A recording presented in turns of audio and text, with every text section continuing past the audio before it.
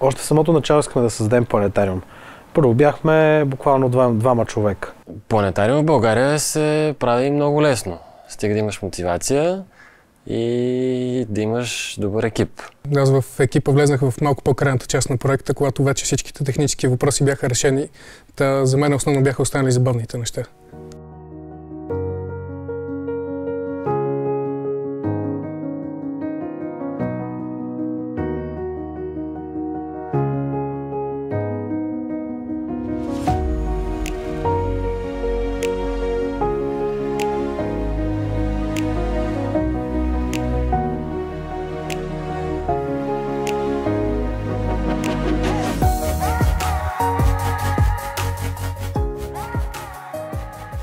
Казвам се Недислав Веселинов и съм авиационен инженер и доктор по физика. Експериментално-конструкторско бюро Фотоника всъщност се роди от всички нас, от хората, които се присъединиха към него. Реално главният ни капитал са хората.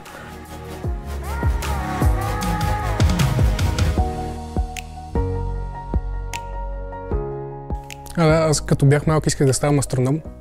И след това се записах в едно училище, което беше техническо. Идеята беше, че паралелката ми се занимаваше с измервателна техника, защото бях сигурен, че е много полезно, за като стана учен. И там всичките ми преподаватели бяха инженери. И всъщност те ми показаха, че инженерните науки са най-интересната приложна физика, дето я има. Още 8-ми клас бях на едно авиошоу, където просто видях и чух звука на самолетите. Много се зарибих, започнах да чета за тях, почнах да търся веднага почти къде ще уча, къде ще продължа своето образование. И много малък, може би още 9-ти клас някъде знаех, че не знаех какво точно ще се занимавам с самолети, но бях сигурен, че ще бъдат самолети.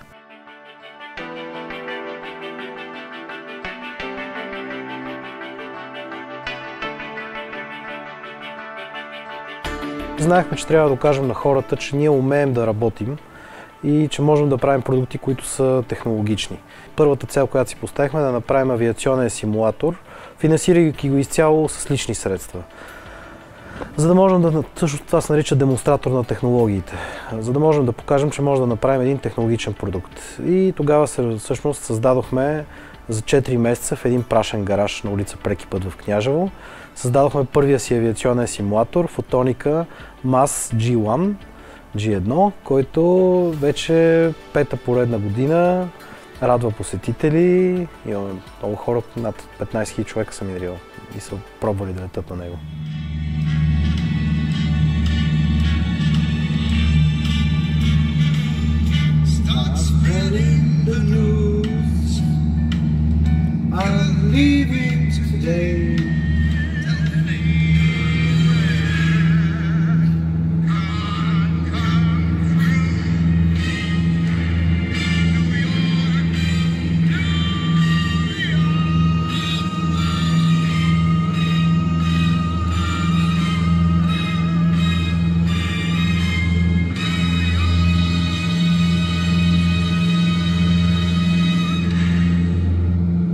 Ето го Бруклинския мост, леко нестандартно преминаване под него, но... Симулатора първия го създахме през 2018 година, Фотоника беше създаден от нас през 2020 година, лятото. И в самото начало имахме много по-малки амбиции от това, което действително стана. Ние не вярвахме, че можем да привлечем достатъчен капитал, за да направим голям планетариум. Просто искаме да направим един малък планетариум, в който просто да можем да показваме звезди и филмчета. За първи път на планетариум бях в нашия планетариум. В интересна истината, ако преди това съм бил някъде, не си го спомням. Бил съм много малък първи път, когато гледах филм Планетариум. Мисля, че беше в Смолян. Съм бил първи-втори клас. Беше приятно, беше интересно. Много ми хареса влизането в самата зала, акустиката. Хареса ми различното усещане от типичното кино. Определено ми остана така един цветен спомен. Трудното на правенето на планетариум е да го финансираш този планетариум.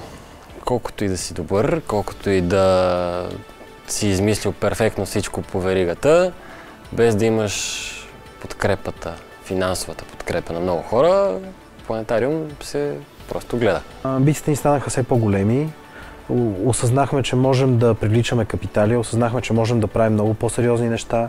Междувременно направихме още един авиационен симулатор, този път граждански. И постепенно повярвахме в себе си, почнахме да събираме капитал и направихме големия планетариум. Планетариумът е изцяло авторски.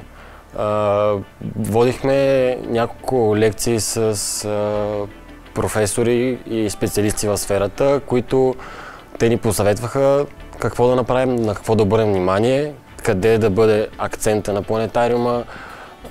Всичко от белия лист, идеята на всеки в главата му как трябва да изглежда този планетариум не беше готова. Тоест всичко е разработено от нас, включително и технологията, включително и материалите са подбрани от нас. Участвали сме във всеки един етап от изграждането му и няма нещо, което да не знаем как се случва и защо е избрано да бъде именно това. Идеята беше да оптимизираме по всеки възможен начин как работи планетариума и той да създаде една екосистема около себе си. Тоест, придържаме се към дигиталното, избираме най-модерното, в същото време практиките от старите планетариуми, които работят и които са полезни, да се опитаме да ги запазим, но да ги поднесем по един малко по-интересен начин. Технически е изпълнено така, че да позволи на новата технология да предава и нов тип движения, които до сега в планетариумите са неестествени. Това е транслационното движение, което се движим напред по повърхността на Земята.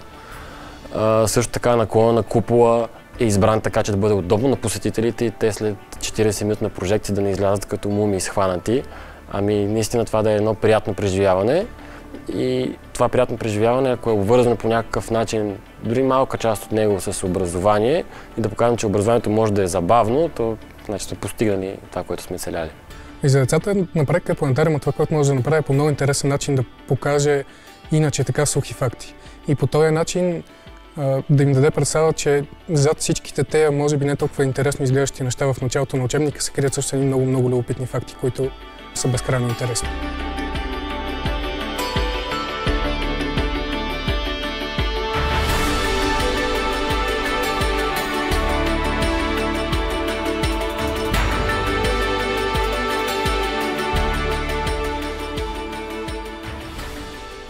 Живея и смятам, че и много млади хора си струва да останат да живеят и да работят в България.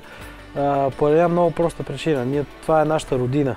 Където и да отидем, ние отиваме със себе си.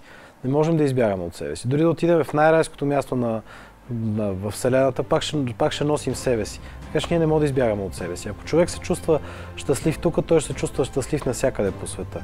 Въпросът по-скоро е не къде да отидем, за да се чувстваме щастливи, а как да се чувстваме щастливи.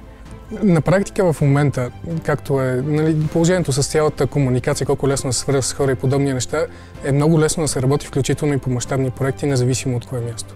А в България има не малко неща, които все още няма достатъчно натрупана експертиза да се случват. И евентуално в бъдещето бавно и славно могат да се появят. Моето място е в България и аз наистина мисля, че в България има много потенциал младите хора да се развиват. И като част от младите хора в България, мисля, че дадохме един положителен пример. Ето, може, хубаво да се занимаваме с всеки това, което му е интересно и наистина да влагаме някаква част от себе си в проектите, които се занимаваме, а да не са просто направих нещо много готино, но то не е полезно на никой. Това е нашата цел не само като фирма, нашата цел и като хора. Да създадем едно движение, което твори и прави хубави неща. Защото ако ние не работим в собствената си страна, да правим неща, които са изделия, които ни улесняват и ни правят живота по-хубав, ние няма да живеем в по-хубава страна. Така че смятам, че даже цел на обществото трябва да изградим поколение, което твори.